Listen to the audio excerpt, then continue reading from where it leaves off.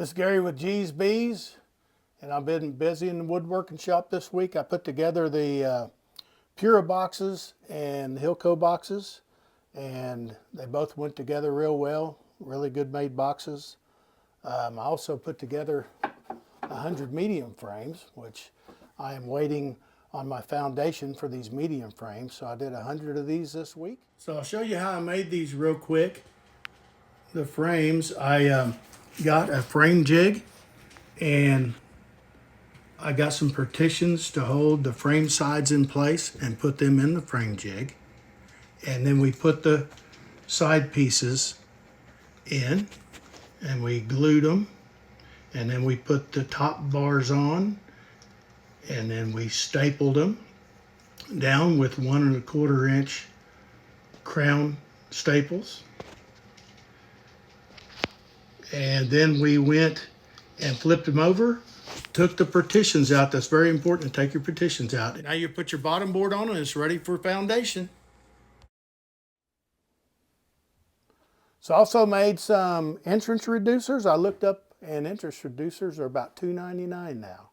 So I decided I had a bunch of scrap wood, made my own entrance reducers. And I'll show you why I made them. These are 10 1/16 inch.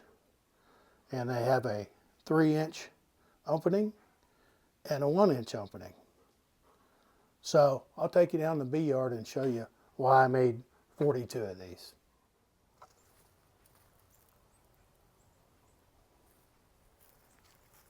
I've got my feeders on all the entrances right now, and I've got sticks and 2x4s, and some of them don't have entrance reducers. So I decided to make some entrance reducers because I like to leave my jar feeders on year round. For one thing, for storage.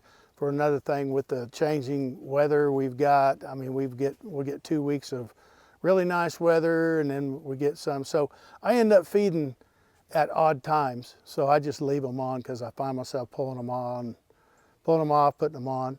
And that's what these are for, is to be able to leave those jar feeders on year round and put these entrance reducers on. And the reason I made different sizes on the entrance reducers, when I start up in spring, I usually leave this 1 inch because a lot of times they're weaker. I've done splits and they can't defend themselves in a wide opening. So I put it on this smaller opening so they can defend the hive easier.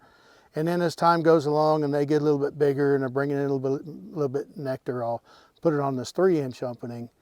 And then when it's really busy and they're really bringing nectar in, it's the heaviest nectar flow, I'll just take my entrance reducer out completely. So that's why I did it. Saves a little money. You can get some scrap wood. It's just 10 to, well, you know, whatever width you need it for yours. Could be 16, could be 10, and you just make it yourself. And I just made this on my table saw and just went back and forth on the cuts. Now you can buy dado blades and do it with dado blades. I just did it the easy way. They took, probably, I don't know, 5-10 minutes a piece. So anyway, just want to let you know what I was doing this week. Thanks a lot. I appreciate you watching.